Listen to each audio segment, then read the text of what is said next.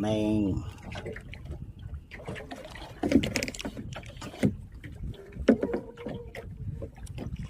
nayagbira mga ka-idol kay lagsik pa kayo ang blue marlin.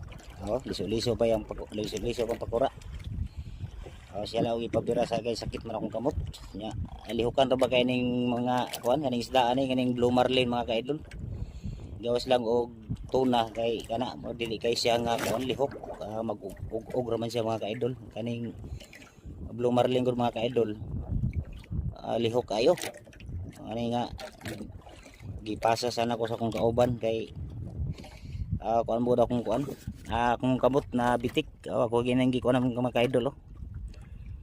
Og muuli mi niya mga ka-idol no, hapon siguro mi muuli. Kita-kits na po ta diya sa mati no. Muuli mi niya. Kaya among ice diha murag tama-tama na jud na pauli na mga ka-idol. Okay, kuan. 90 kapin, ika 95 mi siguro ni. Ang kaning blue marlin nga biras kong kauban nakuha mo na. Kaya nagpabira ko kay akong gamot bitik.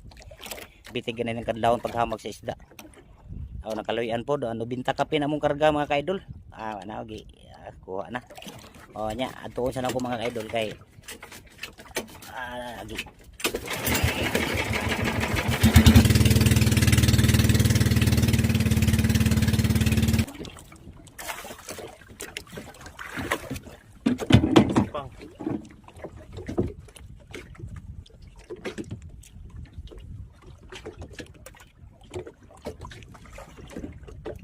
May mga tahon.